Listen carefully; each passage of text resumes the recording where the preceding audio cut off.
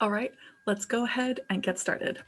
Good evening, everyone. Noswaitha Paub, and welcome to our first elections husting night and our first ever virtual hustings. My name is Jerry, and I will be the host for this evening.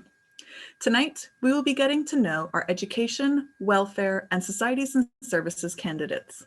We'll ask the candidates from each category to give a short speech before answering some questions that have been prepared by the Students' Union. We'll then open it up to the virtual floor. So if you have any questions for the candidates, please write them through the Q&A function on the webinar, which you can see at the bottom of your screen. And then we'll endeavor to make sure that some of those questions get posed. Any questions that do get asked, however, we do keep track of them so that there might be an opportunity for candidates to answer them at a later date if they're not already answered in tonight's hustings.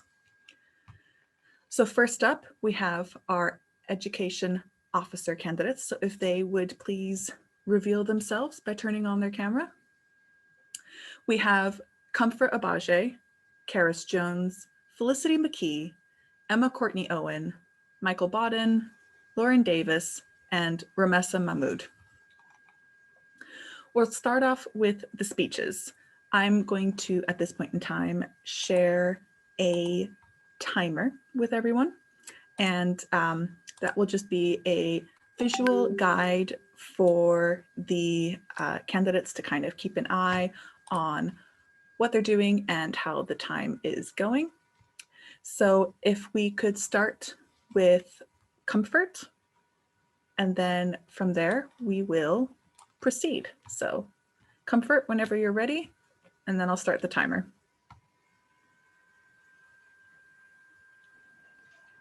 Okay. Hi, everyone.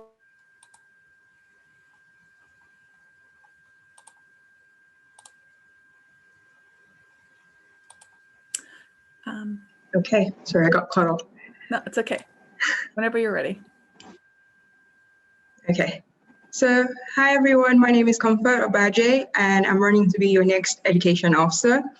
In my time here in the university, I've held several positions within my college and society executive committees, such as the Nigerian Student Society, and I am also the current international student officer for the union. My time in these positions has equipped me with skills such as critical thinking, leadership skills, and communication skills, which I believe are valuable skills that would enable me as the current international student officer as well. I have also worked closely on projects that promote inclusivity, and with all that I have said, I believe that there is more to be achieved within the university, and which is why I'm running to be your next education officer. Thank you. Thank you, Comfort. Next, we could have Karis, whenever you're ready. Everyone, I'm Karis. I'm a post-grad student studying criminology this year. I'm also your current women's officer in the SU. I believe I have a variety of suitable skills for this position as education officer through the positions I've held throughout university.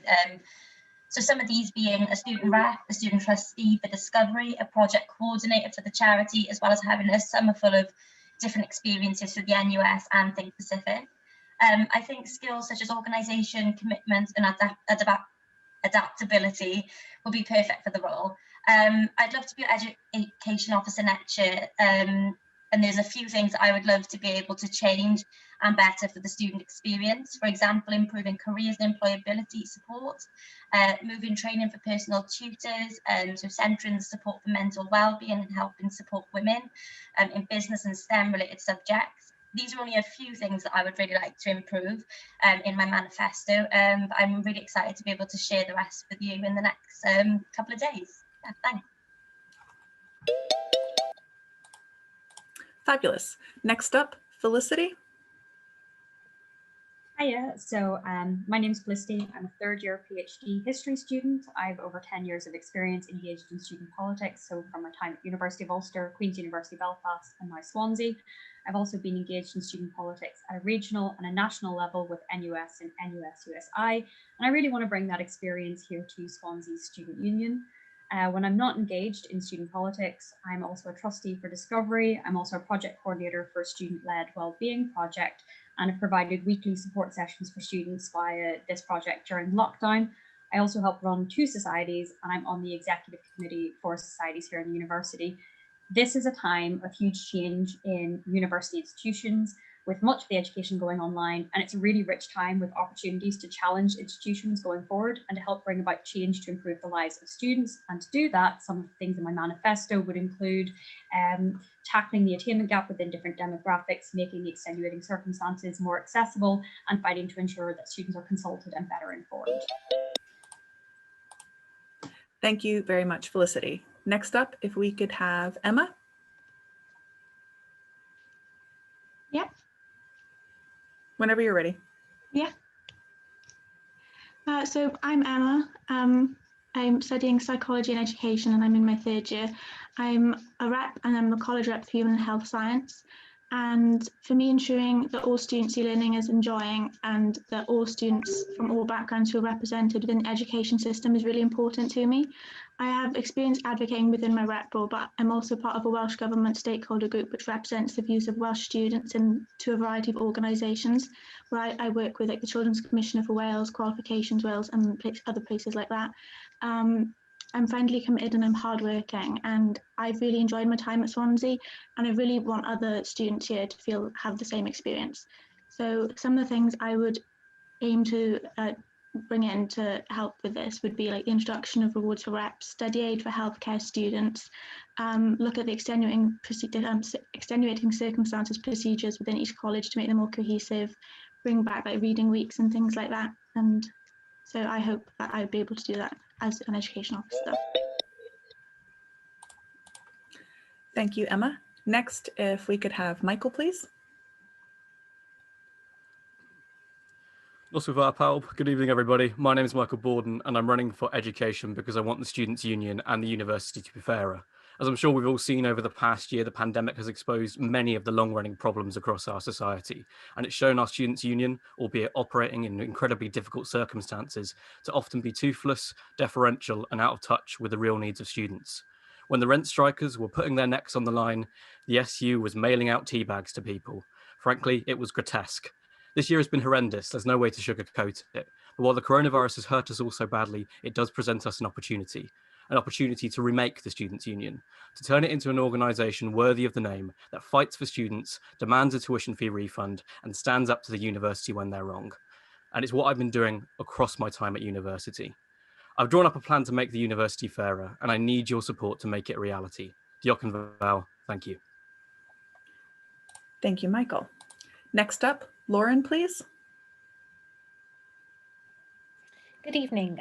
My name is Lauren, and I'm a full-time medieval master's student, and I am currently the rep for my subject. What I'd like to do as your education officer, if you're so kind as to elect me, would be to help Swansea University emerge from the pandemic. It's a challenging and exciting opportunity to help reform and change Swansea in the light of what's been going on with the pandemic.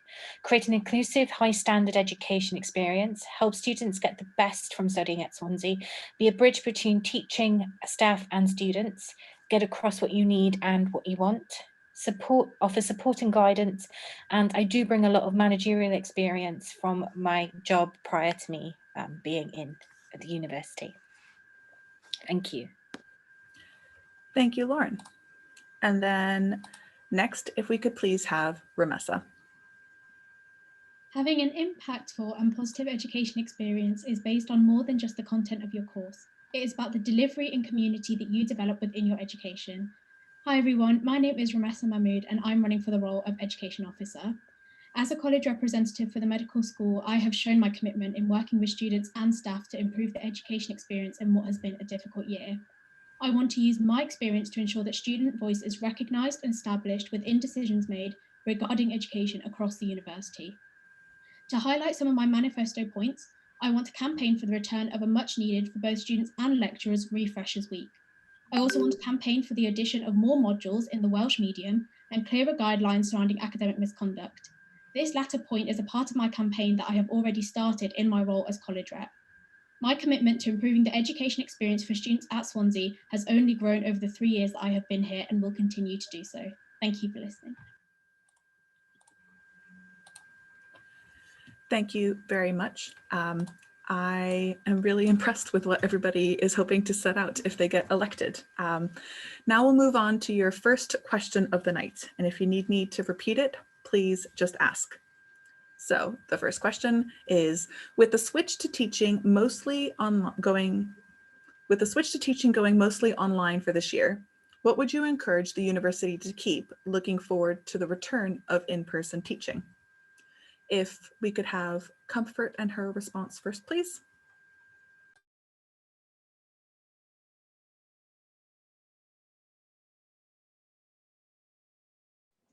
So with regards to that, I would encourage recorded lectures and the flexibility of being able to in person.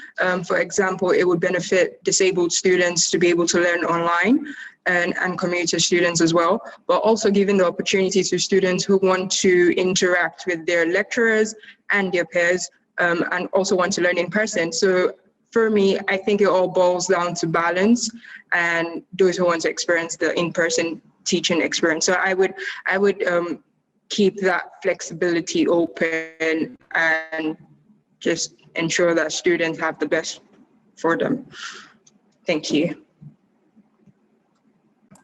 Thank you very much, Comfort. Next, if we could have Karis, please. Yeah, absolutely. So I think there's a lot of things that have benefited from going online. So like you mentioned, Comfort, the recordings of lectures are very successful this year. So it gives you the opportunity to look back on them. And then we have the element of the supporting sessions online.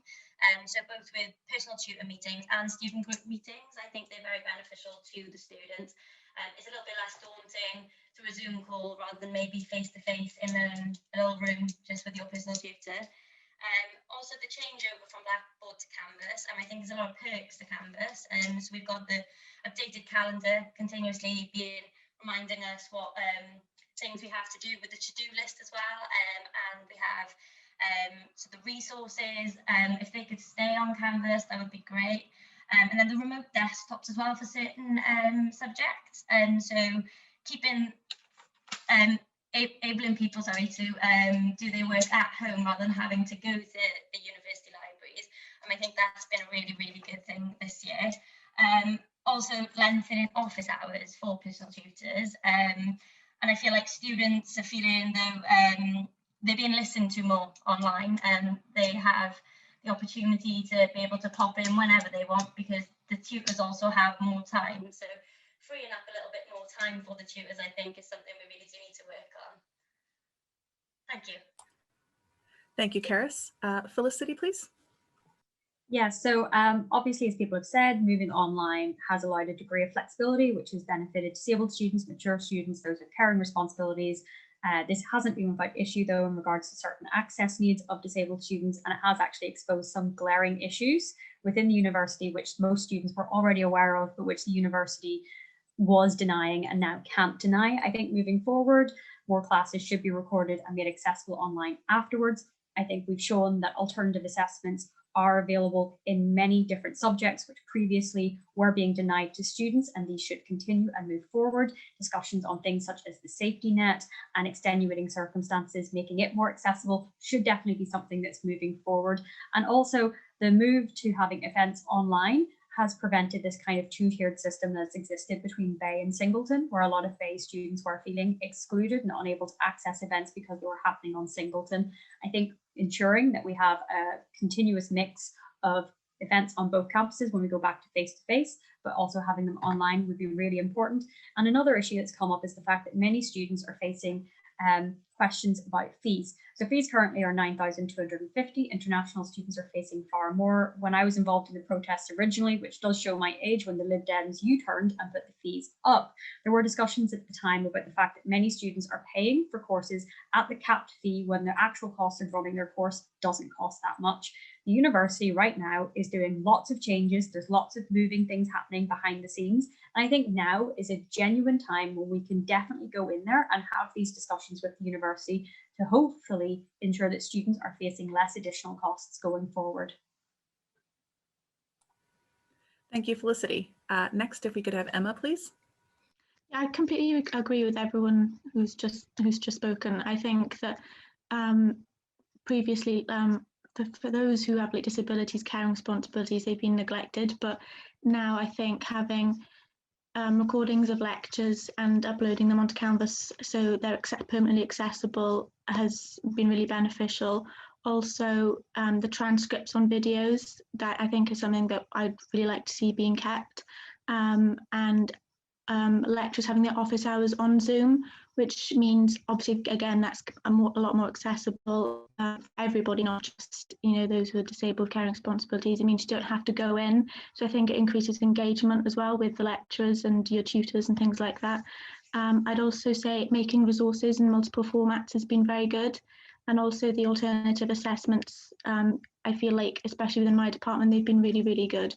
And I'd like to see that across the entire university. And I'd also say essential reading being online, so you don't have to go into the library to get a book. All your essential reading is available in digital formats. I think that is really important as well. So I think those would be the things I'd like to keep. Thank you, Emma. Actually, you just mentioned it, and it's something that we've been trying to do, but we're just going to turn on the live transcript for this Zoom webinar, which we've been trying to do. So the perfect timing, really. I think I've just done it. I have. So next up, if we could please have Michael. So I agree with the other candidates. We've learned so much over the past year in terms of making the university more accessible, and lecture recordings is something that has been a bugbear at university for years now. If the university don't manage to do this off the back of this, I'm not sure they ever will be able to, but it's something that is a key part of my manifesto. Another thing I want to keep is the generosity and the speed in which extenuating circumstances are delivered. I had coronavirus, I think it was last spring now, blimey, and it knocked me for 6, and it was, I had to send off 2 forms to get extenuating circumstances on my essays. It should be that easy normally, and there's no reason for it to not to be. Beyond that as well, I think we really need to keep the rate of digitization of library resources moving forward. There used to be a mad scramble every year when you got the key texts for your specific modules, but we need to avoid that going forward to ensure that university is as accessible as possible. Alongside that as well, we really need to get broaden our horizons in terms of who we're talking to. It used to be we'd have 1 or 2 guest speakers come in a term, in politics, which is my degree. And they were really interesting, don't get me wrong. But now we've got a regular cast of guest speakers coming in over Zoom. And it's not as good, but it's a great way to supplement learning. So if we could keep that up post-pandemic, I think it's something that would be great for a variety of degree schemes. Thank you very much, Michael. Next, Lauren. Hey, I agree with everybody, and my points are very similar. I would encourage the university to keep an open mind in terms of assessment. It's shown that not all subjects do need to have examinations, and we are facing a problem that with the first years that are coming in next year, they've lost 2 years of sitting examinations, and there will need to be some thought in that as well. Recorded lectures, give the opportunity to students to go back, rewatch for missed points or points they didn't quite get the first time. Also keeping the opportunity to attend your lecture by Zoom, if you're not feeling too well with a cold, but you feel that, if you were sat up, bundled up on the settee, you could still attend the lecture that way. Or if something comes up, a family emergency comes up and you're not able to attend campus, keeping your option of attendance open, given whatever circumstances that you have. Again, digitization of resources, there does need to be expansion on that as well. And again, the Zoom office hours, they're really good. They are possibly some of the best office hours that I've attended, and it's good as well because it's a friendly conversation and it's face to face as best as possible at the moment. But it also means you don't have to specifically go into campus if you live far away to see your tutor on a specific day. Thank you, Lauren. And Ramessa. So unfortunately, mine will be a lot of repetition from everyone else. But 100% the recording lectures is the biggest thing. We've been campaigning for this since my first year of uni, and the excuse that always came back was we don't have the resources, we don't have the funding, we don't have, you know, this, that, and the other. But now that lecturers are familiar with how to record, now that lecturers know that you can hide the participants when you're recording a lecture, so there's no GDPR problems, you know, all these excuses that were there in the past, they're not there anymore. So this recording of lectures can definitely go ahead. And as everyone said, it's just made it so much more accessible. And if nothing else, it's going back over and, you know, writing out the bits that you missed rather than having to, you know, really sort of sit there and worry that you've missed a key point. And yeah, again, the digitalization of resources has been so helpful. You know, again, it was always, so there were so many excuses of this isn't available online, so you have to go to the library and get it. But actually we found that even though there is still a problem, you know, that definitely does still have to be worked on. A lot of resources have managed to be found online, or alternative resources, which are just as good. And so we definitely need to keep that and make sure that that is emphasized, you know, across all courses. And the self-certification policy, which goes in with the extenuating circumstances, you know, a lot of times I've been proved to, you know, I've been asked to prove that I'm struggling with my mental health, which to me makes it even worse because I've had to pay £20 for someone to say, yes, she struggles with her mental health.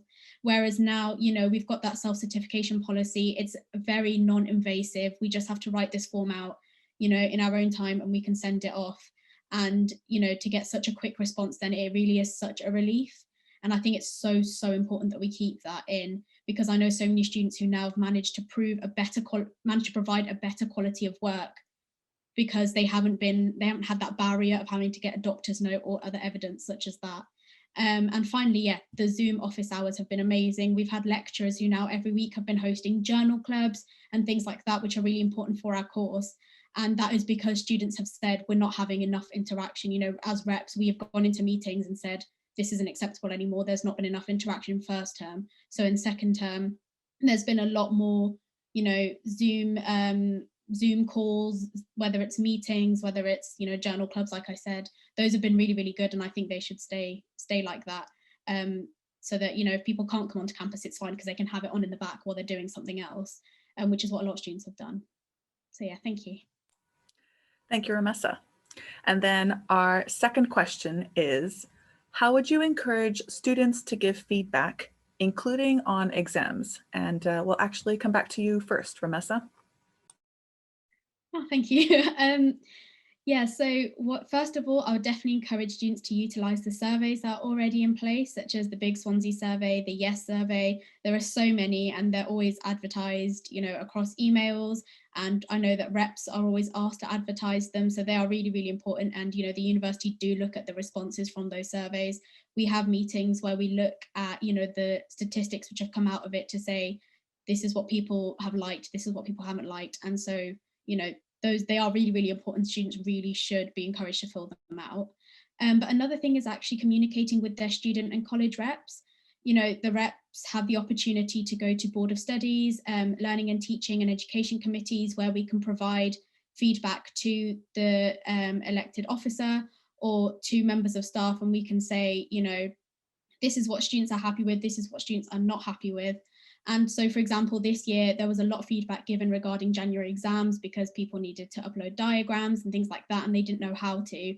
And actually, all it took was for me to mention it at an L&T. I then had a meeting with program directors, and we've managed to make sure that exams in the summer will be run a lot more smoothly because the staff are more aware of little things which they didn't think would affect students, but actually they did, and it did lose students a few marks here and there because they couldn't upload a diagram or they didn't understand what format the exam was going to be in. So things like that, you know, utilize the rep scheme. It is there and it really does work well if students are communicating with their reps.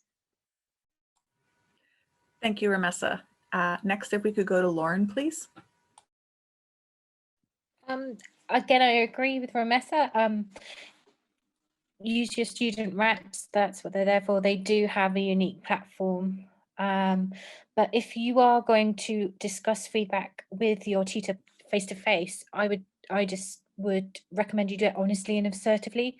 You know, tutors and lecturers need to know what works and doesn't work for you And if there is a problem, like Romessa brought up about the diagrams, people not knowing about the diagrams, you could be helping people from suffering the same problems that you've suffered. I know that's not a comfort to you, but I would, recommend either talking directly to the tutor themselves or to your student rep who can help you, or even attend the meeting with you if you wanted to do it face to face. Thank you, Lauren. Michael, please. So in normal times, I would be saying all the same things as the other candidates about the rep system, which I think does a fantastic work throughout the year, and the surveys that put online are really useful metrics for lecturers and course leaders to be able to shape courses. But after the year we've just had, I feel that the feedback on surveys on Canvas can only take us so far. The most important and the best way students can deliver feedback this academic year is by voting in this election, is by denying what came before from the university of more of the same, of business as usual, where the university continues to tread down the path of unfair practice. You can reject that at this election, and I would love you to take the opportunity to read my manifesto when it gets released in the next couple of days, because the only way that we can actually enact lasting change at this university in the era that we live in can't be through more of these kind of piecemeal projects, more of these kind of behind the scenes statistics. We've got to have a system change at our university. We've got to entirely re-engineer the Students' Union to be one that fights for students and stands up for them at every opportunity and fights for a fairer university as well. Thank you. Thank you, Michael. Emma? So I'd reiterate again what everybody said. I think the reps are really invaluable. As a college rep myself, I think we have such the platform to represent so many students, and I think that can be utilized really, really well. So again, I would encourage students to utilize their reps as much as possible. I also think listening forums are really great, so you can have as many or as little students there as possible. So for example, my department has one. I think they're really great for getting targeted feedback and things like that.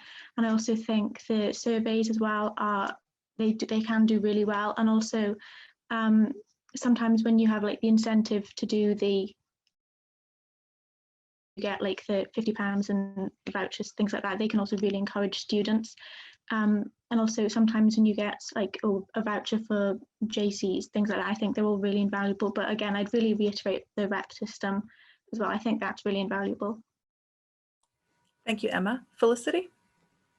Yeah, so everybody's really raising great points here. So there's the Big Yes survey and the NSS one, and COA has been doing Among Us tournaments as well as pancake making events with prizes to encourage students to really engage in this. There's also the rep system, and you can go to advice to get support if you want to query something, and they can do one-to-one support with you and go along as well as you need to. The only thing is, though, there are people who don't feel that they can use these channels. They're worried about anonymity. They're worried that their information, when they put it in, is not going to make an impact and it's not going to lead to change.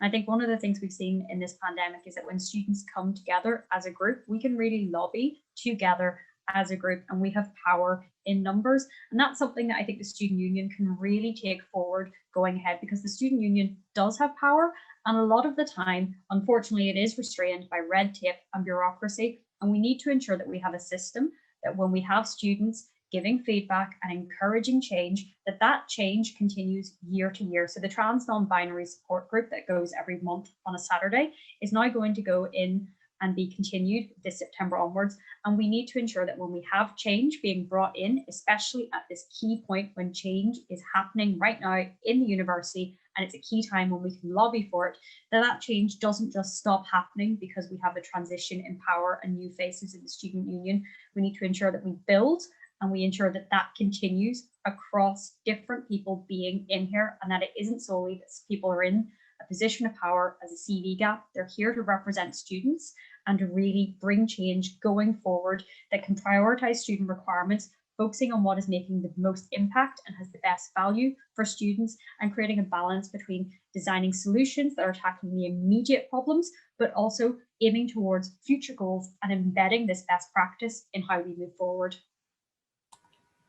Thank you, Felicity. Karis?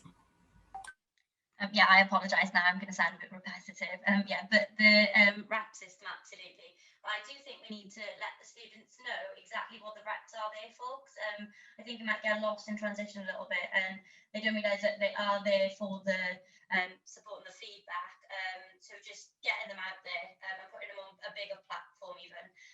And yeah, we maybe give time in lectures, 5 minutes, right at the beginning, to encourage the students to fill in these surveys and give that feedback that lecturers do need. And then the lecturers also giving back by discussing their feedback with the students and how they plan implementing this in the future and how it's going to actually do some difference to the students.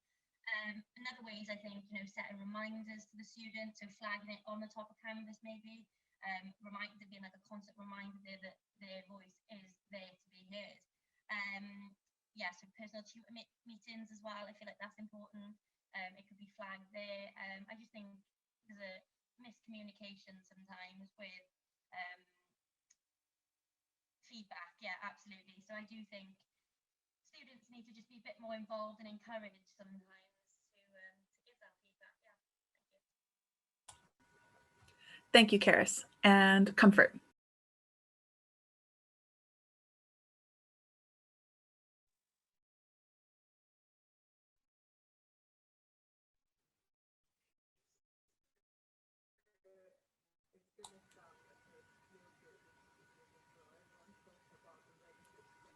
Are you there, Comfort?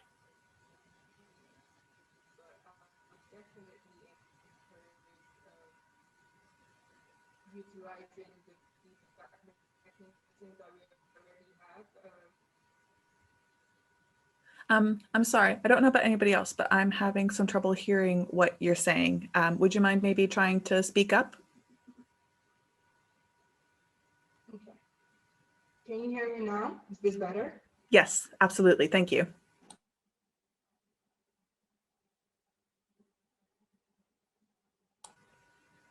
Okay, so I'll say that in the current feedback mechanism that we already have, we've got surveys, we've got mid-module feedback as well as end-of-module feedback. So that in its way is one way to get feedback from students. And I would also utilize the rep system. I mean, the reps are there to actually take this feedback back to our colleges as well. So that is one way. Also, we've got the PTOs, and as a current part-time officer this year, it's one way to also engage the part-time officers to take back feedback or to get feedback from students. You can always send a message to a PTO and they will take it into key meetings as well. So I think that is one way to try to get feedback from students or encourage feedback, but also seeing that we already have a module feedback system, we could potentially look at putting a section in there that ensures students give feedback on your test or coursework, and then have the lecturers discuss what the students have as challenges and take that going forward. So yeah, that's what I would probably do to encourage feedback from students. Fabulous. Thank you very much. I'm just conferring with fellow members of the elections team to see which 2 questions will be asked from the floor. We've had some fantastic questions come through. So thank you to everybody that has asked questions. And I look forward to hearing what our candidates have to say about some of these questions. First up, we have, and once again, I'm happy to repeat it as many times as you like. So the first question we have is, many students benefit from study aid. Have you got any other ideas for study aid and how you could further support students during their exam and assessment time, as this can be a really stressful time? So if I could have Comfort and her answer first, please. Sorry, would you mind repeating that, Jerry? Many students benefit from study aid. Have you got any other ideas for study aid and how you can further support students during their exam and assessment time, as this can be a very stressful time? Okay, so at the moment, I know that teas and, all of that go out, and yoga happens during, exams and coursework. But I think students will really benefit from like peer-to-peer reading. So having like a study group kind of thing, set up would really help students. I see that students do a lot better, relating with their peers. Being less stressed is one way. Drinking tea is good, but honestly, having that conversation with just a friend would be nice as well. So I just think of like peer-to-peer activities to have, rather than you sat by yourself drinking tea. Yeah, and you can do that online as well, so you don't really have to go in to see another person to be able to have that study group or peer-to-peer activity. That can be done online as well. So yeah, that's probably what is coming to the top of my head at the moment. Thank you, Comfort. Karis? Karis, sorry, you've gone really quiet all of a sudden.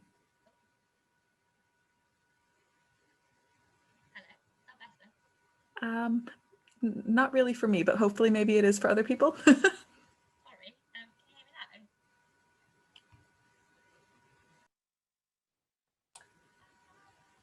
I think so. When you were speaking earlier, it was picking it up on the live transcript, so. Okay, okay, I'll try again.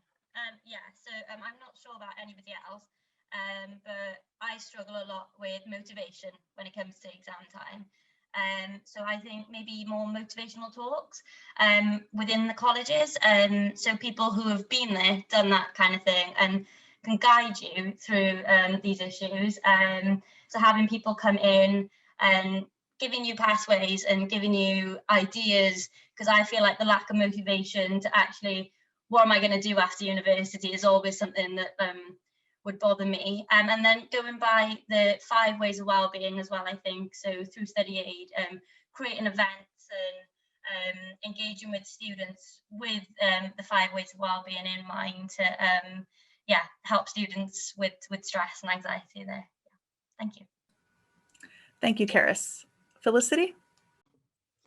Yeah, so I think study aid's a really great period of time for people to get engaged at the university. One of the things that I would really like to bring in is like a bring your own mug event, which is basically a space where students bring a cup of tea and they can actually have a conversation and just that casual chit chat, which a lot of us have been missing during this pandemic. I think there should also be drop-in advice and support for people who are wondering about extenuating circumstances or postponing an exam, and having that support to go that way, because sometimes people don't really know what is the best avenue to do this.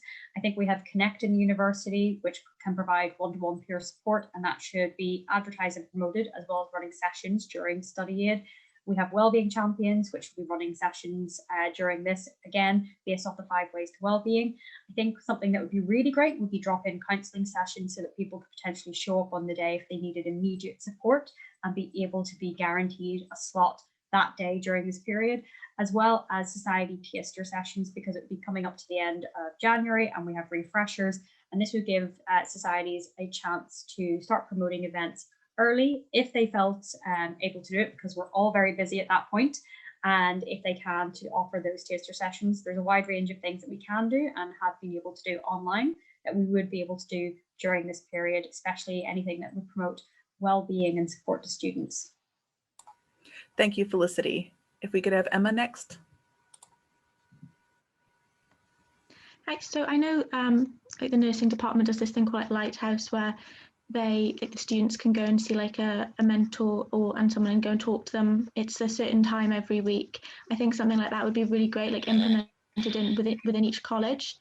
And I also think, again, like more study like group spaces available and things like that, and also to increase like the study aid spaces, and also bring in study aid for nursing and healthcare students, because I'm aware that their exam periods are at different times to traditional exam periods.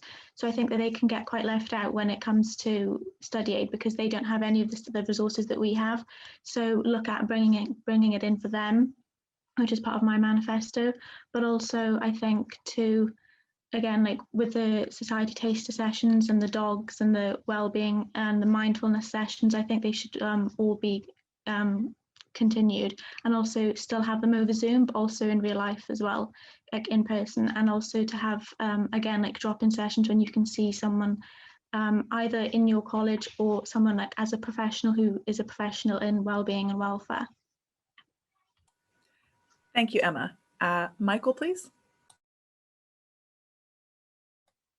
Sorry. So I think study aid's great, and it's a really welcome addition to the way in which the university operates throughout the academic year.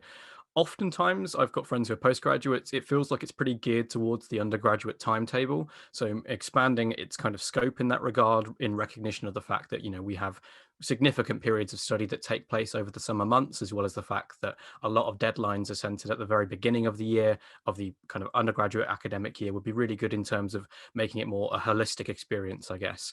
But on top of that as well, we need to consider the fact that the reason study aid even needs to exist is because of problems that manifest themselves earlier on in the academic year, problems insofar as poor accessibility to resources online, poor communication at times from staff. And we really need to work towards creating a process where the learning experience throughout the year is as easy and as accessible as possible for students, so that when study aid rolls around, it's not as big of a problem. We also need to examine the fact that, well-being services are great and all, the therapy dogs are great and all, but they're not a real substantial replacement to the fact that we've got really shoddy mental health services on this campus, on both campuses. It takes months to get a wellbeing appointment at the best of times, and as soon as exam season goes down, the waiting lists basically go completely dark.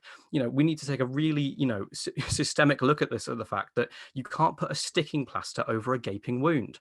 So I think study aid is fantastic. I would support it and expand it as much as possible, but we need a broader look about why these problems are manifesting in the first place. Thank you, Michael.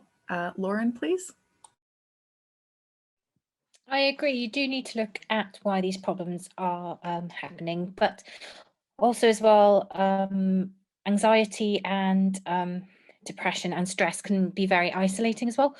So I think as well as study aid, that we need to have something in place, something like a buddy system where we can pair people up and ensure that we're creating a society, an environment where we're encouraging new friendships and encouraging you to get to know people as much as possible, over Zoom if when social distancing is involved, but hopefully meeting, outside meetups when the weather allows and everything. So I think as well as study aid and as well as counselling, they only go so far, but to really get to the problem, you need to be encouraging friendships. And I think a lot of the problems that, as somebody that went and did the undergrad away from home, you can be very lonely. And I think if you know that there's somewhere you can go that will help you cultivate friendships, then that would help as well as study aid. Thank you, Lauren. And Ramessa. Sorry, as always, the apologies for sounding a bit repetitive. Everyone's ideas are brilliant, and they're all ideas that we should take ahead. And as Lauren said, the buddy scheme is something I was going to say. So something like utilising the Connect scheme that is currently sort of in place, and I know that people are being trained throughout the year.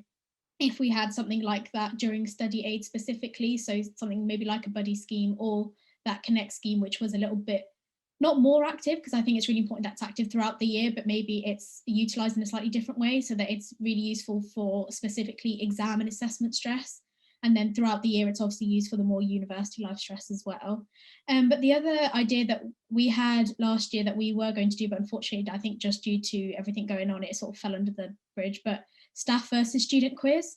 So this was a college idea, but if we had sort of big staff versus student quiz, I know that it is a really busy time, but when we spoke to staff, they did say it was actually something that as long as they were told well in advance, they would be happy to do. And it would take like an hour, a couple of hours one evening for everyone to take a bit of time off and have that. And I think it would really improve relationships, because I think obviously a lot of people do get a bit upset with their lecturers during exam time, just because obviously they're the ones giving them the exam. So I think it would be a great way for them to communicate in a more informal way.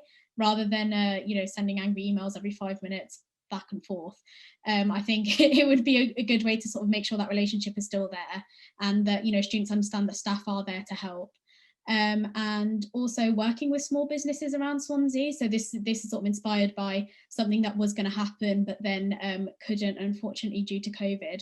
But having like small businesses come onto campus and sort of sell like if it's bakery stuff, sell, I don't know, brownies and cakes. If it's artwork, maybe holding paint classes outside. I know there is a small business around Swansea like that. Yeah, definitely getting small businesses involved, because I think that would be a great way to build the community relationship, which is currently a little bit strained by just everything that's been going on. I think it'd be a great way to build that relationship, as well as just having something out there to do, and you're not thinking about university exams, you're thinking about, cake. We all love cake. But the final thing would be working with the Centre for Academic Success. I feel like their work goes often quite unnoticed. And I think it'd be really important maybe beforehand to sort of ask around, what skills do students need help with that they struggle with during exams. So it can be referencing, which is something that students struggle with, but they get really embarrassed to ask because they think they should know. And that was something that I went through. And I'm pretty sure I went longer than is probably normal before asking for help with referencing, because I thought, oh, everyone else knows how to do it. But things like that, and getting the Centre for Academic Success involved and having them run workshops or drop-in sessions, which I know that they do now, but having that allocated time during that study aid week would be really, really good. But yeah, and just making sure that study aid is accessible to everyone. So whether it runs, not necessarily the whole thing runs like twice, but we have activities available throughout different time periods for different students so that everyone can access it at all times. Thank you, Ramessa. And then the second question that we have for our education officer candidates this evening is, it's a bit of a twofer. So if you want me to repeat anything at any point, like I said, please just ask. Having a close relationship with the university senior leadership team and wider university is vital to making changes in this role.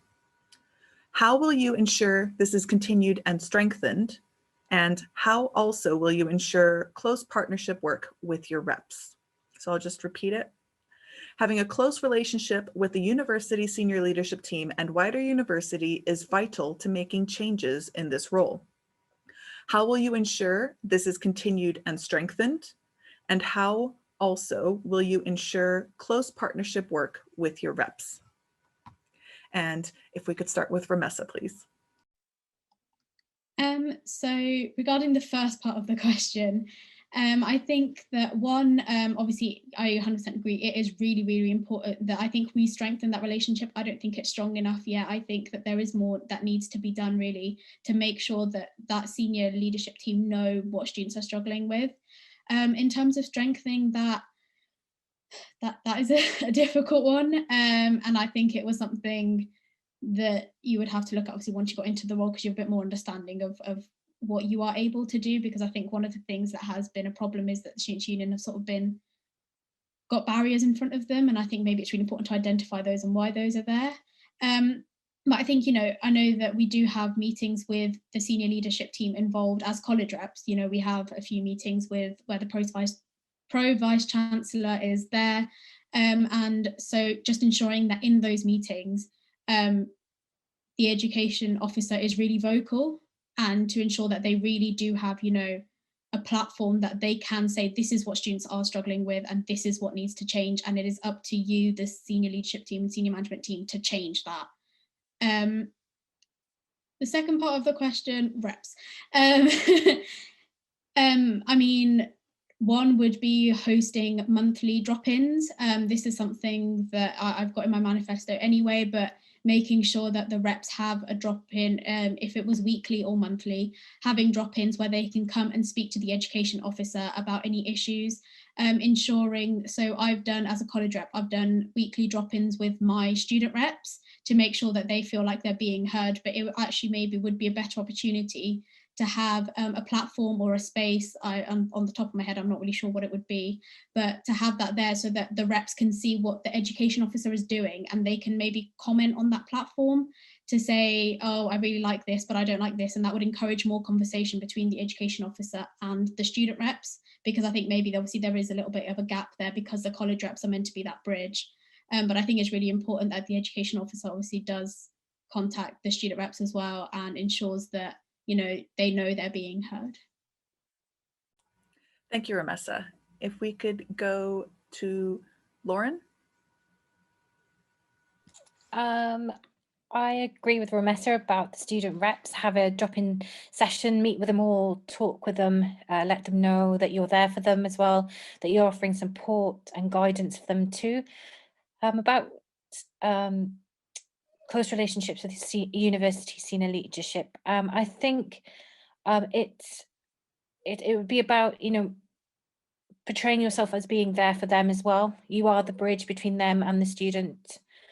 And you will need to listen to them and to try and not change anything to please them or to make them happy, but you would need to listen to where they're coming from as well, and to see, what they have to say, and to see, why things aren't being changed, and, before you make your decisions. I guess you've got to sort of be there as a sort of ambassador for the students, and try and be friendly as possible.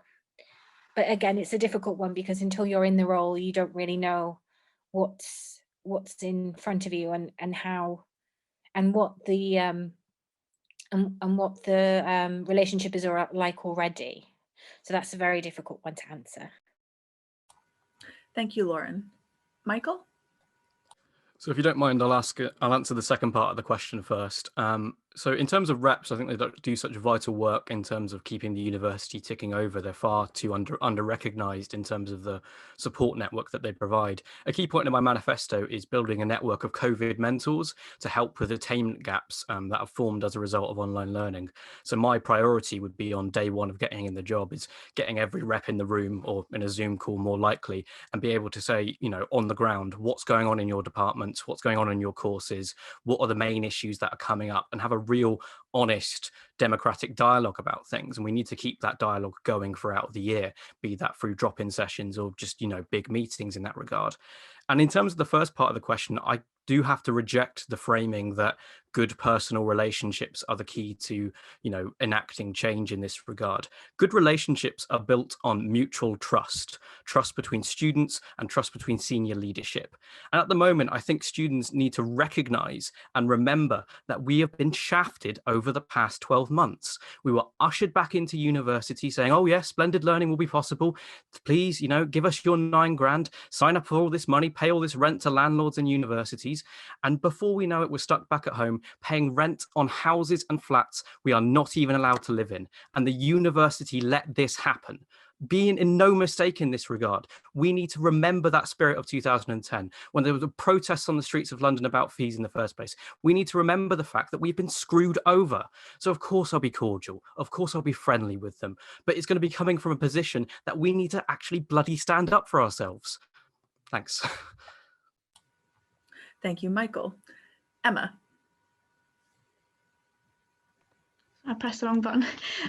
I think that the senior leadership and management team can be kind of seen as like a higher entity. No one really knows much about them. No one really, as a student, has much interaction with them. So I think, as an education officer, I think you need to explain, the reasoning behind their decisions that they make, because a lot of students, the senior management team make these decisions, but a lot of students don't know why. For instance, when I worked in accommodation services, I know the senior management team are making decisions, but the students that you're trying to answer the query, so they don't know the reasoning behind them. So I think there needs to be more communication that way as well. But I think, again, like you said, relationships are built on trust. So you need to know that you're representing both sides. You're representing the students and you're representing the Vice Chancellor's views, and you have to communicate and you have to find a middle ground, and you have to know that not everything can go for the students' way, but you have to convey that. You have to tell the students that the Vice Chancellors and things like that may not be able to fulfill their wishes, but why. And in terms of reps, I think that again, the drop-in sessions are a really good idea. And I also think that reintroductions of awards for reps is a good way to get them engaged. I had them in my first year and I think they were quite good. And I think that there has been maybe like a decline in engagement with some reps, because you don't get the, the coffee for JCs if you attend a certain meeting. You don't get the the cost cut voucher or the Fulton House Fulton Outfitters voucher, things like that. I think that needs to be reintroduced, and the reps, I think, need to get more recognition, I think, as well, to help increase their engagement. Thank you, Emma. Next, if we could have Felicity, please. Yeah, so basically building off Michael's point, yes, we're there and we will be in a position where we've been elected. We have a manifesto. We are there to represent the students, but we're not in a position to just be completely cordial and be walked over. We need to have a strong working relationship. That is incredibly important and vital, but we also need to be vocal, and we need to know why they're making decisions and be able to inform these decisions back to students. But also, when I'm at the table, I would be coming along with solutions and presenting why those solutions are good and how they can do them, because I have found that many universities say we cannot do this when there are plenty of best practice examples of it happening elsewhere, and it can be very easily implemented and continued going forward. So it's important to have a good working relationship, but to be firm, because if we just sit there and go, I understand why you're doing that, even if I disagree with it, we're there to be the voice of the students and to disagree. If students think it's wrong, then students think it's wrong for a reason, and that needs to be brought up at that table. When it comes to reps, one of the first things I would do would be to hold a rep meeting, get to know the reps, get to find out what issues are on the ground, especially given the fact that COVID has had a real impact on how people are accessing and engaging with their courses. And when we go back to face-to-face, I'd be holding rep drop-ins on both campuses, as well as continuing it online for those who wouldn't be able to attend. And I would seek about returning special rewards for people engaged in reps, so certain perks, so like discounts in different outlets on campus. But I think having the drop-ins as well, not only to find out what's going on the ground, but also provide a space where students can have that space to vent and really have a space to feel like they're being listened to and heard. And for me to then have that as something that I can bring to the table and say, I have spoken to these students, this is what they're saying, this is what they want done, and this is how we can do it, and that is the way forward. I've basically gone and researched it for you, because there's no point saying students want this without being able to present a way forward, because universities, unfortunately, do not always listen unless you basically present it to them on a plate sometimes. And I think we need to have firm people in there at that table rather than people who potentially could get walked over. Thank you, Felicity. And Karis? Yeah, I completely agree with what Felicity just said about the senior management. I think we need to go in there and get that respect mutually, so they understand what we want, we understand exactly what they want, and understand that we are representing the students and we're not there to kind of just be swept under the rug. Like, we want answers and we want solutions. I don't think it's a case of just sitting back quietly. Like, we do need to get things resolved and ask why, ask questions, keep asking questions and get things solved. And when it comes to reps, I think, the drop-in session is absolutely a brilliant idea. So with personal experience from rep, being a student rep, I didn't really feel involved in my second year of uni.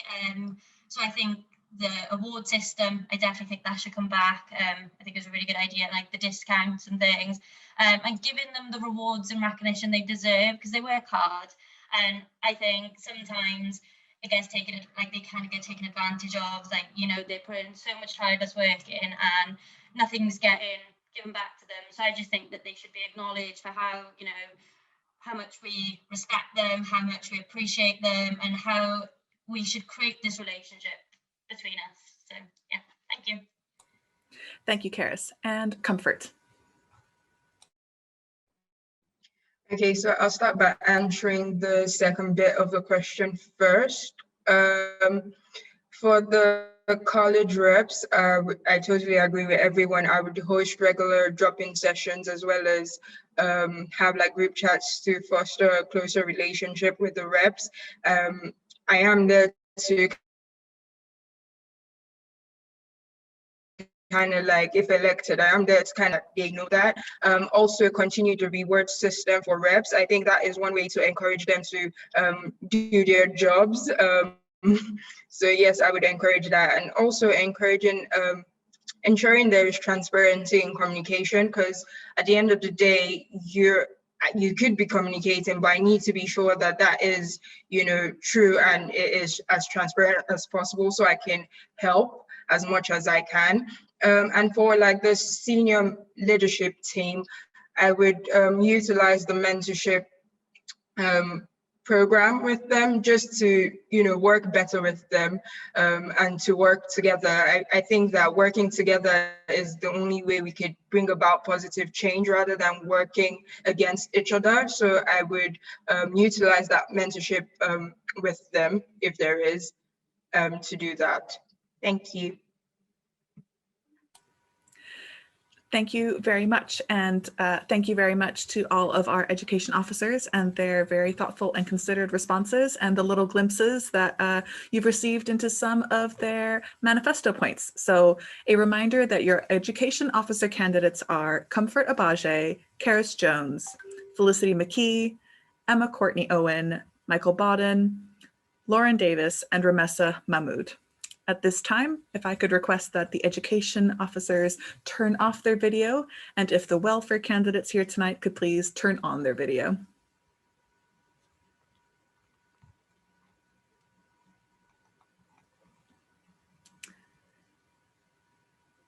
So next up, we have our welfare officer candidates. We have 3 candidates running. We have Megan Nagy, Liza Leibowitz, and Katie Turner. Unfortunately, Katie could not be with us tonight for Hustings. However, she has submitted some pre-recorded videos. So after our candidates that are here this evening have spoken among the various things, I'll just share my screen and play those so that everybody can also be introduced to the 3rd candidate. So first up, we will have our introduction speeches. So once again, you'll have a minute, and I'll be sharing that same countdown timer so that you can just kind of keep an eye on your time. And if we could start with Megan as soon as I have it shared. So 1 second. Nope, that's not what I wanted. Okay. So Megan, whenever you're ready. Thank you. Hi everyone, I'm Meg. I'm a 2nd year geography student and I work as a subject rep as well as the College of Science rep. I'm also on a committee for Christian Union, and in these teams I've used problem solving skills to overcome loads of challenges that COVID has thrown over at us for the last year. I have good communication skills and listening skills, and I'm very resilient to being thrown in different situations, which is essential in this year. My personal interaction with students has given me so much insight into the wellbeing services and the needs for them, and I'd really like to improve navigation and accessibility of welfare services. I'm also very passionate about mental health, as I've directly witnessed friends suffer from it, and I've also experienced some issues myself. I'd like more talks to be developed across the year so that there's always support on hand for students at different times. And also in light of the recent events in Singleton Park and other situations, I'd like to really focus on ensuring student safety across the year and just putting more strategies in place to ensure that students are always safe on campus and off campus. Thank you. Thank you, Megan. And so next up, Liza, whenever you're ready. Thank you. So hey everyone, I'm Liza and I'm your former Black and Minority Ethnic Officer and current Welfare Officer within the Students' Union. I'm extremely passionate about everything welfare and well-being, and in the last year I've had the huge task of supporting students through a wide range of welfare issues presented by the pandemic. Even though this was an unconventional year to say the least, I managed to complete all COVID-19 adaptable points in my manifesto, and lucky enough for me, almost all my manifesto points were really COVID adaptable. So this is inclusive of providing more de-escalation spaces on campus, having more welfare advisors being employed, just to name a few. So throughout the year, I've undertaken a lot more outside of my main manifesto, including having a sexual misconduct educational model and assessing issues around counseling waiting times. And the time is literally like killing me. So if elected, I aim to improve student safety, as this has been a huge issue this year. I aim to improve student mental health. Thirdly, I aim to better student housing, as a lot of private accommodation issues have come up, and increase inclusivity within the university. I made it. Thank you, Liza. And at this point in time, I will just share with you Katie's intro video as well. So let me just make sure that I do that right. Good evening.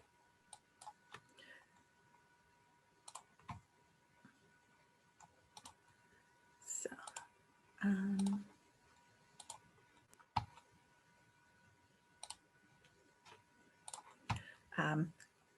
hopefully everybody can see this okay and will be able to hear it okay as well. So this is Katie. Good evening everyone, Noswaith Pawb. My name is Katie and I'm a final year law student. I'm running for the position of welfare officer because I'm determined to ensure that the well-being and welfare of students is placed at the very heart of the SU. I'm eager to change the detrimental effect that things like housing, discrimination and mental health can have on the student experience. My manifesto is just a summary of what I would do if elected, and I'd just like to briefly mention 5 of my aims. So obviously increase funding for wellbeing services, tackle Swansea's sexual harassment epidemic, which we've seen increase in the last few months, tackle the student housing crisis, where students live in poor conditions and pay mystery charges to landlords, increase the support for international students, particularly regarding Brexit, and try and get the university to act as guarantors for their deposit, and implement the University Mental Health Charter, which comes from the charity Student Minds. Good evening, everyone. Excellent. So at this point in time, we'll now move on to the questions posed by the Students' Union. So your first question is, as welfare officer, there are an infinite amount of national campaigns that you can get involved in. How would you prioritize which you would support at Swansea? If we could have Megan's answer first, please.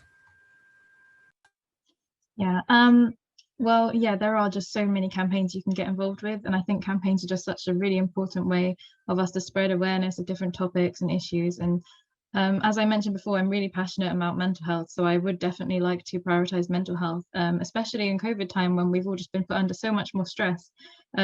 All our mental health is under way more stress than we ever thought it might ever be. So campaigns to do with mental health, I would definitely like to prioritize. There's also the big ones like Movember that everyone wants to get involved with. I think those are very essential because awareness of those topics just need to be brought up. But ultimately, I think campaigns that will have the most positive effect on our Swansea students with topics that are so relevant and topics that students are actually issues that people are actually experiencing. I think those are the ones that we need to decide to prioritize. And I'd want to do that by discussing with the student body, like, what campaigns do people actually really want and what do they need? Because as a welfare officer, your real job is getting information out to people that need it. So of course, I'm going to prioritize campaigns that are going to give the relevant information to Swansea students that they need and they want. Thank you, Megan. And Liza? Yep, thank you. That was really good. So I think the obvious point here would be to assess student needs and demands, as Megan had said, before you opt to prioritize national campaigns. So for example, this year I focused a lot on hate crime-based campaigns, mental health campaigns, which entailed me providing more mental health workshops throughout the academic year, and more currently student safety. On a personal level though, just within this last year, taking in everything, I feel like there isn't a limit or a need to prioritize certain campaigns, understanding that within this role, you have a whole student body, a very diverse student body that you have to cater to within the whole Swansea community. We shouldn't have the ability to only focus on certain campaigns specifically. Within this last year, it's truly proven that through new means of using Zoom and heightened use of social media, that we're able to run multiple campaigns. And I've managed to, not to big myself up, I've managed to run a record-breaking amount of campaigns this year, which has better represented our student body. So yeah, thank you. Thank you, Liza. And then our second question from the union is, what will you do to raise awareness of welfare across all campuses and for all students working remotely? And if we could hear from Liza first, please. Yeah. So I think there's multiple ways to go about this, and I feel like there's a real need to have a university approach so that we're containing every single student. So working with our wellbeing and welfare services to have better representation through new platforms like social media platforms to make them more accessible to students, I feel is really important. Ensuring that all student-facing staff are aware of welfare concerns of students within different climates and training them in how to adequately advise students about how they would go about signposting and accessing the right services.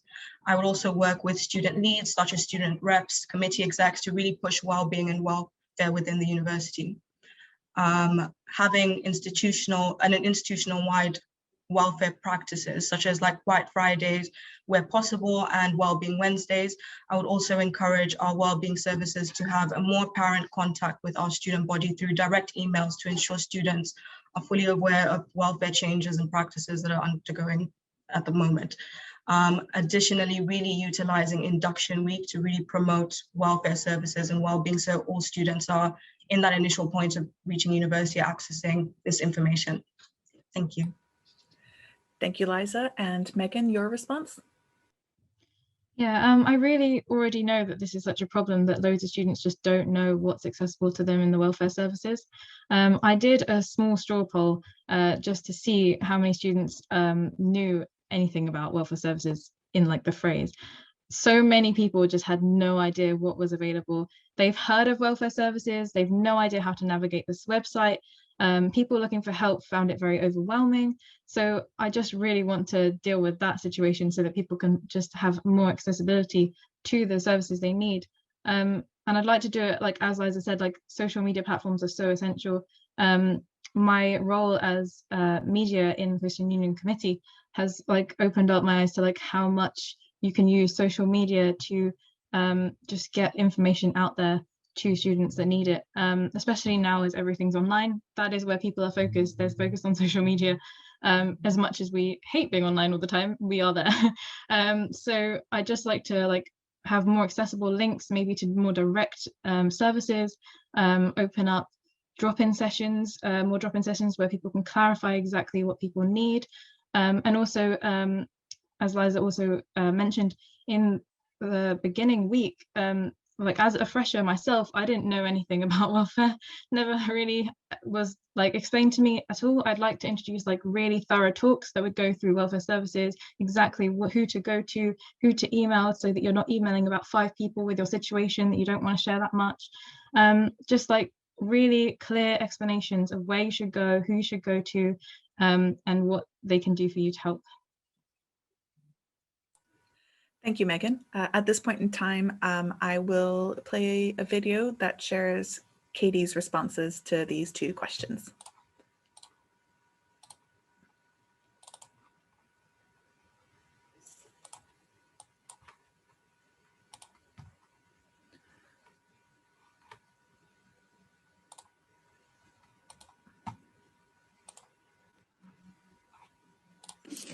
I think that campaigns should reflect the students of Swansea. We have a very diverse population with varied needs. It would definitely be beneficial, I think, to put these questions to the students to find out which campaigns can provide the best support and awareness to help them thrive. And I think by doing that, we're ensuring that the student union is supporting and representing them the best they can. I think an obvious example here would be mental health and wellbeing campaigns. So tomorrow is University Mental Health Day, and campaigns like this really encourage students to talk about their issues, and then that helps remove the stigma and dispel the stigma attached to these issues. I'd also look at the contextual issues that Swansea students are facing. So at the moment we've seen a concerning rise in sexual harassment cases, so we could look at campaigns that focus on that.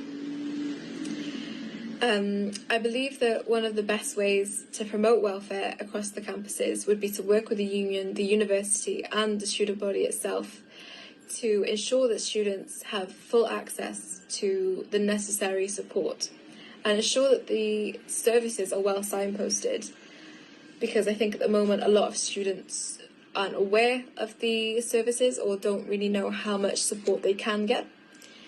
This question also relates to one of my manifesto points where I'd like to increase funding for wellbeing services.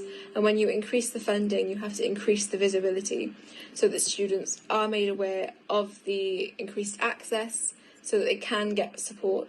And I think that societies can also play a role here by directing students and members to the right services.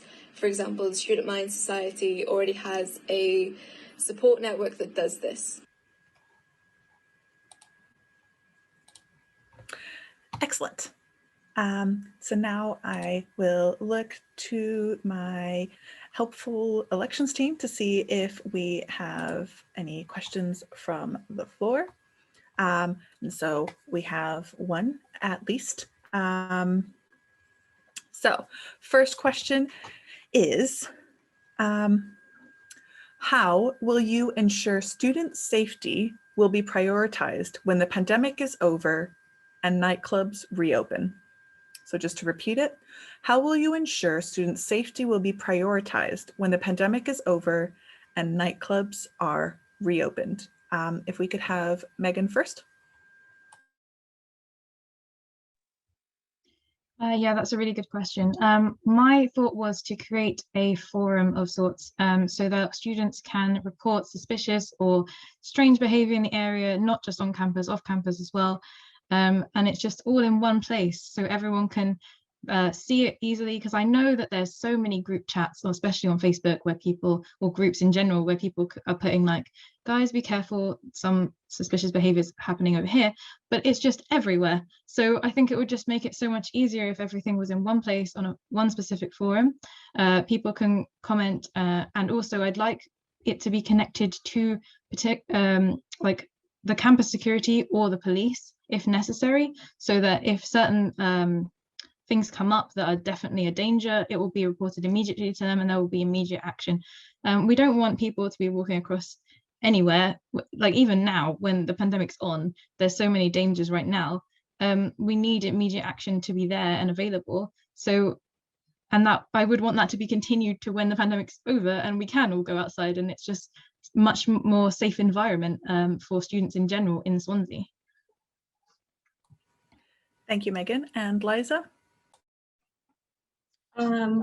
So with this, I would initially start by continuing the current practices I've been undertaking. So providing free personal safety alarms to all students throughout the academic year, providing some self-defense courses where possible, and encouraging the council to finally fix the lighting in Singleton campus, because we need that.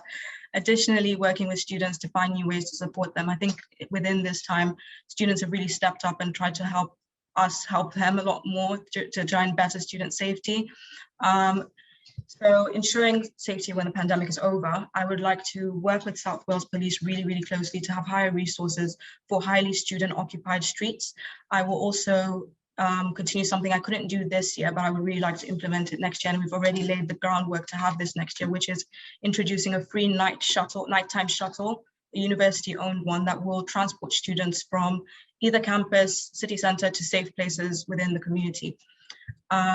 I would like to relaunch and re-promote the Safe Taxi scheme and Safe Zone, and push local MPs to provide us with additional resources to go towards student safety specifically. Lastly, I would like to implement a report and support tab embedded within our website specifically to encourage students to complain and report things within the university to access adequate support afterwards. Thank you. Thank you. And then our second question is that a lot of students who need welfare help are not easily reached. Next year, how would you reach out to all students in various situations? A lot of students who need welfare help are not easily reached. Next year, how would you reach out to all students in various situations? And if we could come to Liza first. I think this is a rather vague question, so I'll try and have as much of a general answer as I could possibly give. But utilizing student needs is really important, understanding the role that committee members have, understanding the role that student reps have, and how they can be an initial point of welfare support to students, encouraging more student union-led campaigns that target promoting mental health and well-being within the student university. Again, I think going back to a point that I mentioned earlier, making sure that we're training student-facing staff to be aware of welfare issues that students are going through and how to adequately assess and signpost them forward. Sorry, just so I make sure I've answered everything. Do you mind repeating the question one more time, Jerry? A lot of students who need welfare help are not easily reached. Next year, how would you reach out to all students in various situations? I think the only extra thing I would have is making sure that especially academic mentors have a really big role in signposting students on, because they do receive, from this year I've noticed, they do receive quite a lot of firsthand welfare concerns from students. So if they could adequately signpost on, that would be really great. But otherwise, everything I said before. Thanks. Thank you, Liza. And Megan?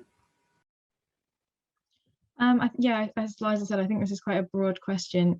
So if you'd like to discuss that with me later, please feel free so we can get more specifics. But yeah, if people are not easily reached and they're the ones that need welfare, then we are going to have to find a solution. Depending on what situations they're in, that is our job as welfare. If we become a welfare officer, that is our job to find a way of reaching those students. So in situations where it's online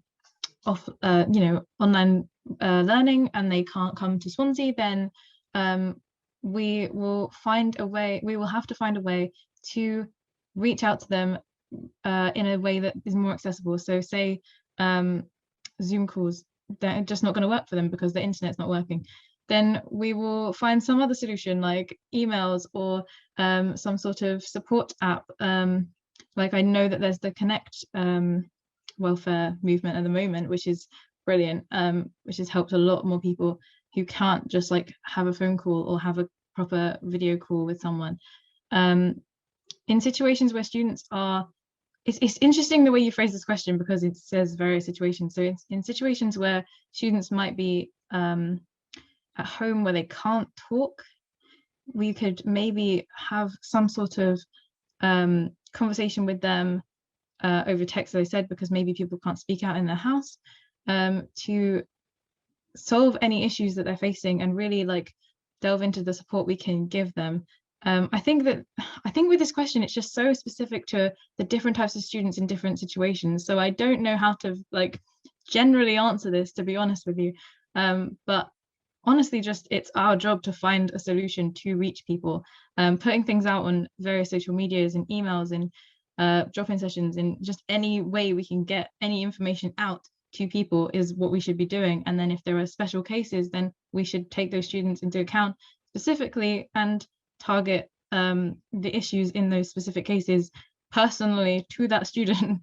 I can't be vague about this because I feel like every student's so specific in their cases that we should be able to be on a personal level with that situation. Thank you, Megan. That's great. Thank you to Megan and Liza and Katie in absentia for your candid and thoughtful responses to the questions that we've had.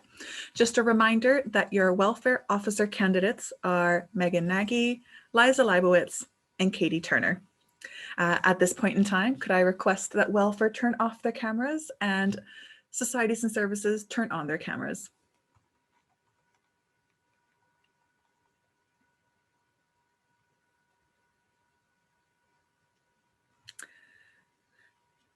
Welcome. So next up, we have our Societies and Services Officer candidates. We have Lewis Barrett, Georgia Rose Gleason, and Christian Clement. We will start with our speeches. So once again, I'll share the timer of a minute just so that you can kind of keep an eye on time while you are introducing yourselves. And from there, we will see what happens next. So,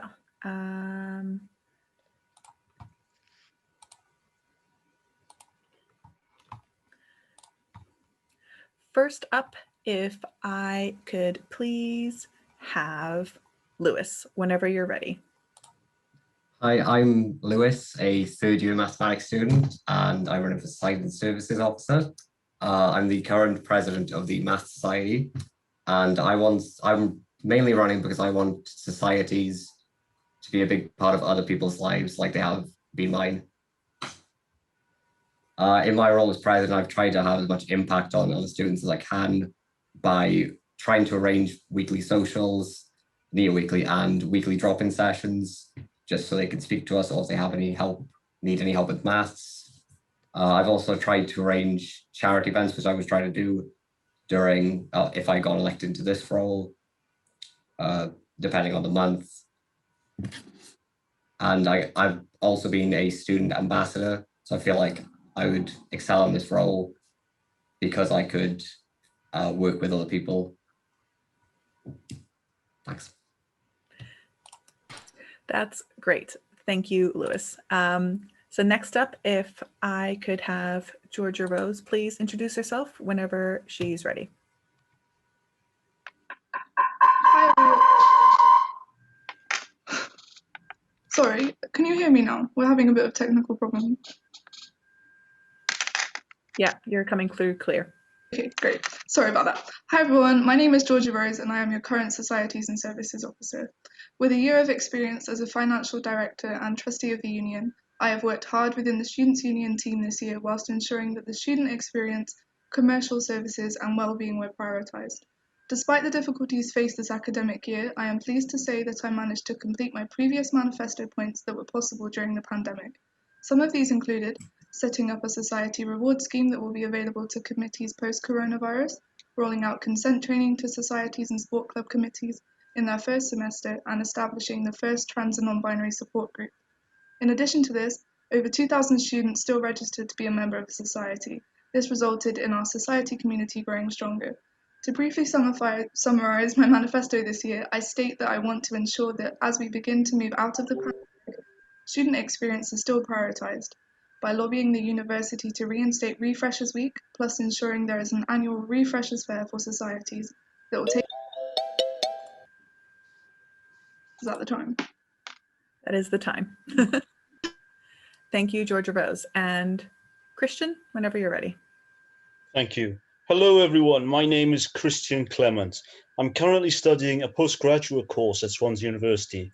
Much like several students studying here, I have felt the struggle during the restrictions we have currently been under due to the COVID-19. I feel a positive change needs to be taken to support our community, and I feel this can be done through the roles of the Services and Societies Officer. I have experience of taking up this role as a club president of Cardiff Toastmasters, where I led the team to achieve a 10 out of 10 of their goals. 6 were on education, 2 were on membership, and 2 were on the training facilitating. I'm currently leading South Wales Toastmasters as an area director, where I am supporting the clubs to develop their membership numbers and education in public speaking. I have organised events like the Area 10 and Division J conference within the district of the United Kingdom Toastmasters in our country. I feel the Societies and Students Officer will be a rewarding experience, and I would appreciate the opportunity. Thank you very much, Christian. So now we will move on to your first question from the Students' Union of the night. So the first question is, what are some of the resources or training that you would like to provide in order to support committees next year? We'll start with Lewis. Some of the training I would like to implement is more focused training, such as how to host a good online social. As I feel like it's been difficult this year. You can get into it, but it was quite difficult in the start. I know some societies struggled to host a Zoom where they wouldn't have the time limit and stuff like that, more of just the inner workings of how to host a good one. And another thing with clearly posting whatever the current guidelines are to do with COVID, like if we can have in-person socials, depending on where we need to have them, how many people we can have, all the rules we can have there. And another thing I've kind of struggled with while being on a society for 2 years, a committee for 2 years, sorry, is reward systems like stars. I've never really been able to find when things will be that contribute to them. Like I've seen this year, the students AGM. I can't remember the other ones that go into it currently, but things like that. I feel it can be more clearly posted on like social media and emails, maybe, just to help societies be able to achieve reward schemes like that. Thanks. Thank you, Lewis. Next up, if we could have Georgia Rose, please. Thank you for the question. So I didn't actually get to touch upon this briefly before because I talked too long, but basically within my manifesto, I state that I will provide mental health training to society committees next year, along with emotional resilience training. I feel like this would better support society committees as, although it's voluntary work, being a committee member alongside studying for a degree is really, really hard work. Committee members are often faced with distressed students too, and this can be a lot for anyone to take on. I would also like to deliver consent training to societies at their committee training in September, as it was a huge success this year with lots of positive feedback. These training sessions in particular provided committees with useful information with what to do if they face uncomfortable situations and how to effectively signpost if they are told information regarding sexual harassment or assault. Thank you. Thank you very much. And Christian?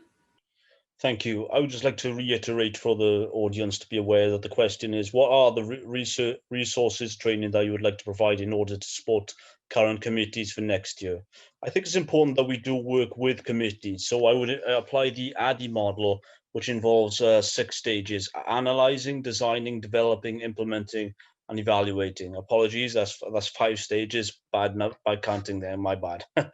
But it would involve analyzing, so being aware of their current knowledge base of what they are currently, working well on and what they feel their areas need to be improved on. And it's important to design it with them to be able to actually create a plan that can focus on these key areas that need to be improved, and now we can develop it for the best to help our community student base, so we can educate and become more aware of how we can develop personally and professionally within our community. So it's important to plan and into an action organized training, and that way we can implement it into practice, taking positive action to make a difference. And in effect, upon actually reflecting on our practice, we're able to actually analyze our strengths and look further for areas for improvement, which can be done for the future, which I raise in my manifesto of creating a positive participatory action research with the students, so we could do further analysis during Speak Week sessions with young people, which involves them sharing and giving feedback on what they would like to see change at the university and what they would want to be different. Thank you very much. And then the second question that we have from the union is, as Societies and Services Officer, you will represent and contribute to the running and development of our many union services. What suggestions do you have about gathering feedback to ensure that the services run by the Students' Union represent and provide what students want? And we'll start with Christian. I think I echoed upon this point a little bit just in my prior answer, but it's regarding how we'll collect most of our actual information from our students during Speak Week upon our analysis. And of course, I'll be holding perhaps monthly sessions to encourage students to participate during these sessions via a safe location online because of the current COVID restrictions, so they can share what their current feedback or what they feel is working and what feel needs to be different, so we're able to analyze our strengths and our weaknesses effectively. And I feel this would promote one of my goals, my manifesto, to encourage the participation of student satisfaction. And the fact that a student feels satisfied whilst they're studying university is critical and crucial to our university's development, because otherwise we're going to feel like we're just going backwards and feeling as if we're letting everything get us down, when really we should see this as an opportunity for ourselves to develop.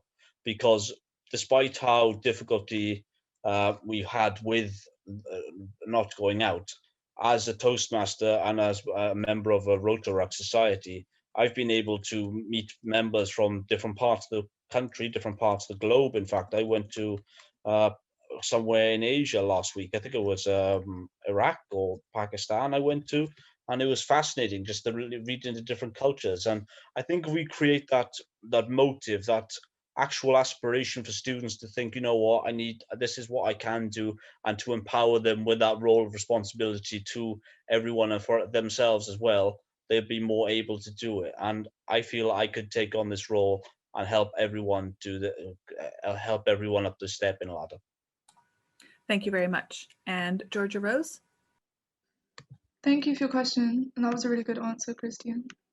So the Students' Union is here to represent every single member of student. Sorry, let me start again. The Students' Union is here to represent every single student of Swansea University.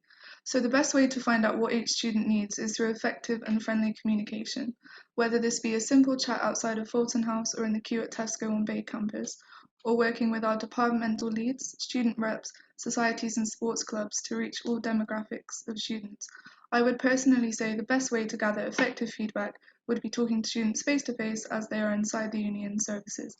What better way to find out how to improve cost cutter than to talking to someone in the lunchtime queue? But obviously, coronavirus has resulted in the more conventional ways of us communicating having to take a back seat. Gathering feedback in a pandemic can be a lot more difficult, but it's important to utilize the large social media platforms that students use regularly, whether it's Overheard at Swansea or popping a Google form link on Instagram. Using social media to reach out to our students will then also break down the barriers that often occur when trying to contact international students or students who aren't directly in Swansea. Thank you. Thank you, Georgia Rose. And Lewis? I think surveys are a pretty good way to gather information from people. They should probably be specific to things. If there's a common issue that's been seen, maybe get a survey done quickly and send it out. Hosting regular Zooms is a pretty good way as well, I think, to gather feedback from, because if you turn up to a Zoom, you're going to have specific opinions on whatever it's on. So I think that's the best, or one of the best ways to actually get feedback from the people who want to see the change. And even informal ways like Instagram polls and stuff like that can be a good way to get information, because people can't see the response, but you can see the response. So it's a good way to just get a more wider view of what needs to be changed rather than just signaling things straight away.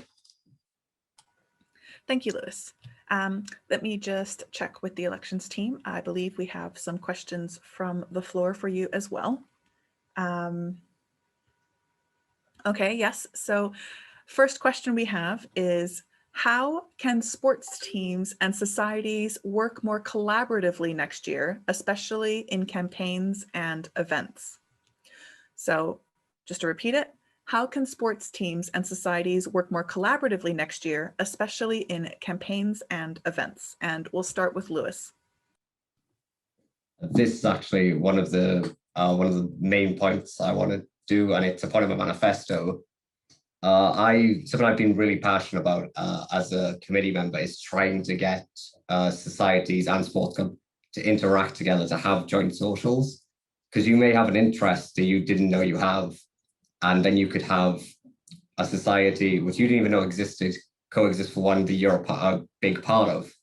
So I personally want to run networking events between societies to get committees to know each other, because it can be really difficult to set up a social with people you don't know, and trying to make friends with people that you don't know is difficult. So if you can just get a nudge in the direction to see other committee members to make a social together, I think that's a good way to start it.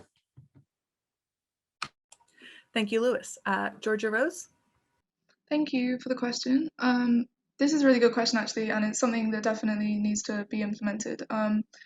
Societies face a lot more barriers than sports teams do, in terms of sports teams have like a wider group of, they have Sports Swansea behind them basically, so they have a wider opportunities.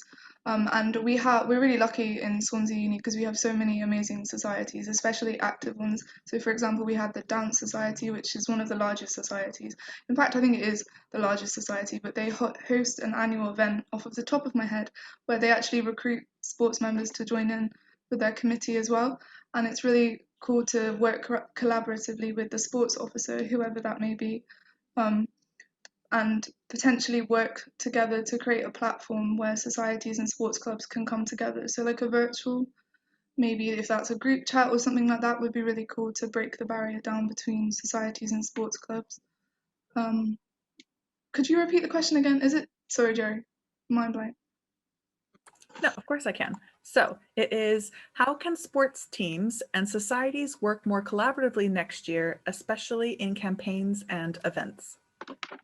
With campaigns, I think that's a really good one actually, because there could be a campaign around mental health, and similarly to the things that I mentioned about supporting societies and sports members.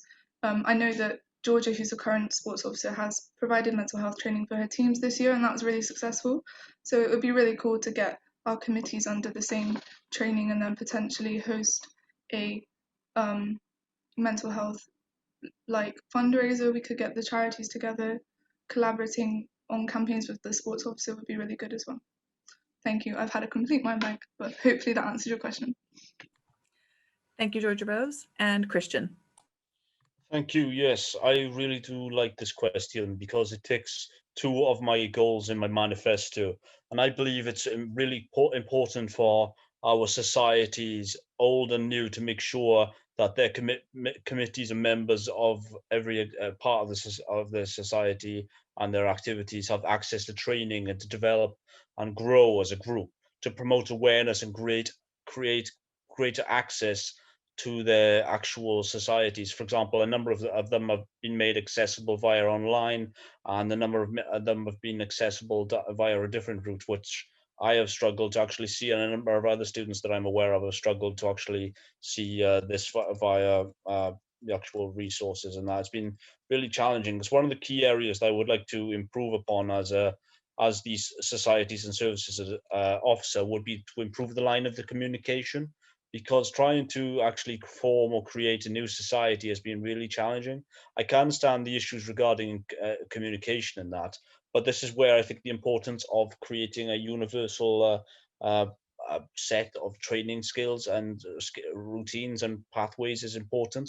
And I feel as in this role where I have actually facilitated 4 clubs within South Wales to support their development in public speaking and communication and leadership, I have a critical set of skills where I could support the university to grow and prosper through this difficult time.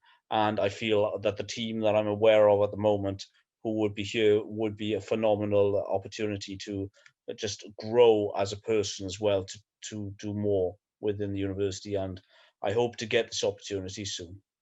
Thank you. Thank you. And then the second question that we have from the floor is, how will you help to prevent student burnout in the next academic year? Just to repeat it, how will you help to prevent student burnout in the next academic year? And we'll start with Christian. Thank you. That is a very, very good question, because this is one of the key areas that I've actually been examining in my dissertation regarding burnout and the issues with occupational burnout. But student burnout is very important, is an important issue to acknowledge at the moment, because if you're going to be burning out before you even get to the job, then you're going to be having really difficulties. And it's important for students who are struggling during this time, especially where they're experiencing issues regarding psychological distress, and this could potentially emerge as a psychological disorder.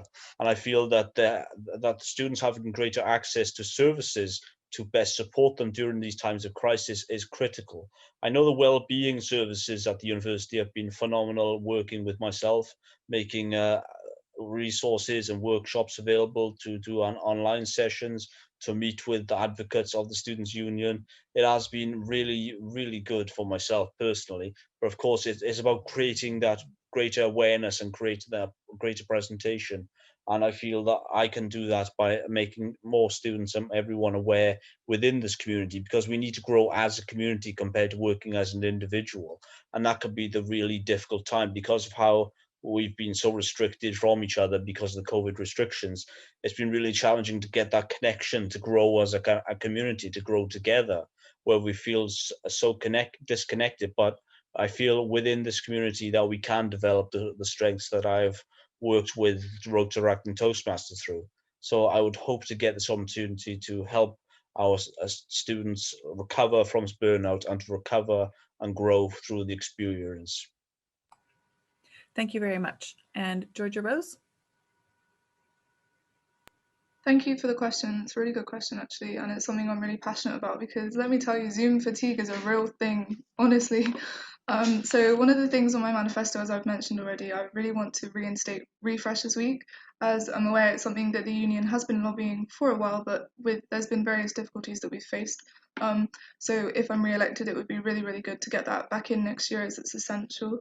I also think if we are to continue for the foreseeable future with Zoom, that enforcing breaks within events that happen on Zoom and within lectures, so every 45 minutes, like a 5-minute break, so to encourage people to get up and go for a walk around their house, obviously, get a drink, just to kind of ease the Zoom fatigue. Zoom coffee mornings or Zoom yoga sessions that I've seen some of the societies do have been really successful, actually, on encouraging their committee members and their student members to get involved with some mindfulness and things like that. It would be really good to encourage a walking group. Obviously, within COVID regulations at the moment, that's difficult, but socially distanced walks between students would be really good. I also think it's important to note that overload is a real thing that we'll definitely be having to deal with over the next couple of terms, especially due to switching back to people getting back to physical learning and restrictions being eased. So working closely with the wellbeing departments, we have plenty at the university and within the union to come up with fresh ways of ensuring that students don't receive burnout. And I know that someone did mention it earlier, but quiet Fridays for Zoom are really, really good as well for staff too, because staff get burnt out as well. So yeah, that's it. Thank you. Thank you, Georgia Rose. And Lewis. Yeah, I think the biggest thing with burnout is probably more understanding that people could be affected in different ways. So it's more about understanding than just putting on events. So I think informing is a good place to start rather than just throwing a bunch of events at people, because I don't think I personally would, if I'm feeling burnt out by degree, I'm not going to want to go and do something. So I feel like it's more about telling people that they should know we're there for them and there is events for them, but they don't have to come to them. Because if you're already feeling burnt out with a degree and you feel like you have no time, you might just want to lie down and do nothing all day. So I think informing is as important as putting on the services as it is. Thanks. Thank you very much, Lewis. Thank you, all three of you, for your thoughtful responses to all of the questions that we've had for you this evening. This is just a reminder that your Societies and Services Officer candidates are Lewis Barrett, Georgia Rose Gleason, and Christian Clement. Thank you so much to everybody that has attended Hustings this evening. Voting will open on Monday, the 8th of March at 11 a.m. So that's only a few days away. Make sure that you go to our website, www.swansea-union.co.uk/elections, to read up on the candidates' manifestos, which will be available at some point in the afternoon or evening on Friday, the 5th of March. Good night. Nosta.